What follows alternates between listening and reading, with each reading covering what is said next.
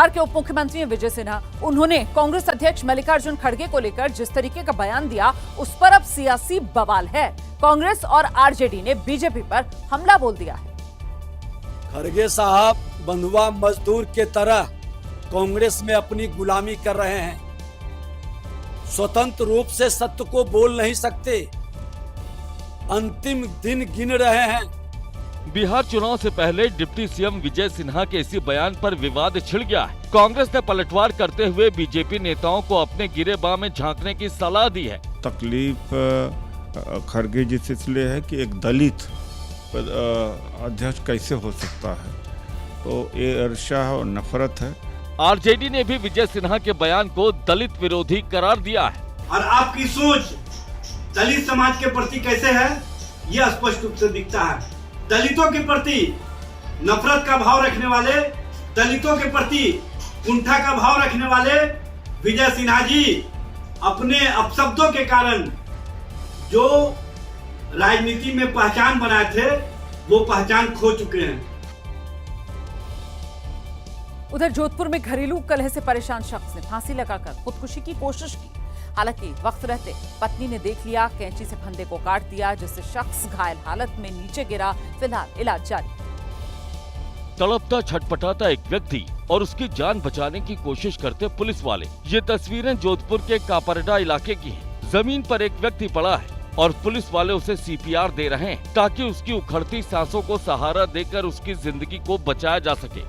Police को जानकारी मिली थी कि एक व्यक्ति फांसी लगाकर खुदकुशी की कोशिश कर रहा है। बिना वक्त गंवाए पुलिस वहां पहुंची तो युवक फर्श पर तड़पता दिखाई दिया, जिसके बाद पुलिस वालों ने उसे बचाने के लिए सीपीआर दिया।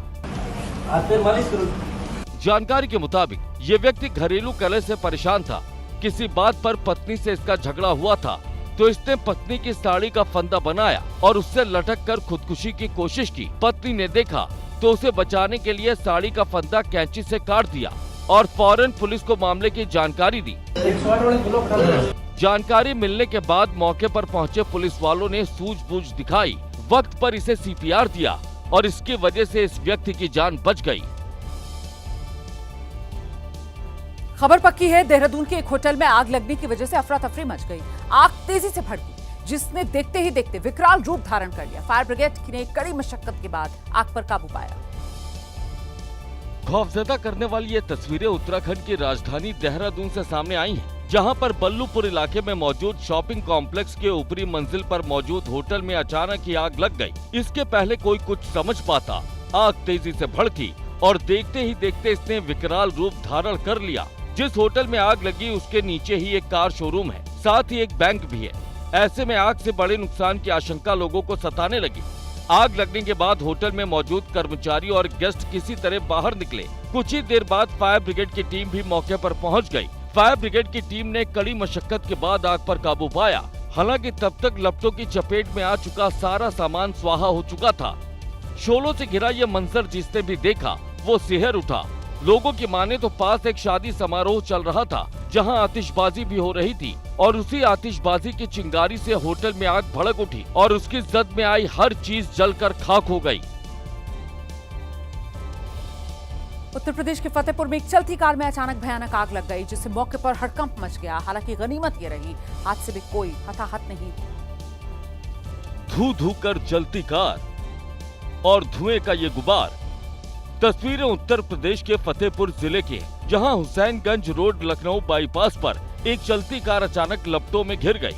देखते ही देखते आग ने विकराल रूप धारण कर लिया और कार आग के गोले में तब्दील हो गई। कार में राजस्व विभाग के 4 लेखपाल सवार थे, जिन्होंने समय रहते गाड़ी से कूदकर अपनी जान बचाई।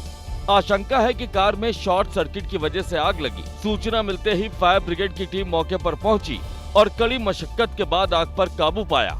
लपटों का कहर गाजियाबाद में भी देखने को मिला, जहां शांति नगर कॉलोनी में एक मकान की पहली मंजिल पर आग लग गई। बताया जा रहा है कि हादसा गैस सिलेंडर में आग लगने से हुआ, जिसमें 3 लोग बुरी तरह से झुलस गए, जिन्हें अस्पताल ले जाया गया, जहां एक व्यक्ति की मौत हो गई, जबकि 2 की हालत नाजुक बनी हुई है।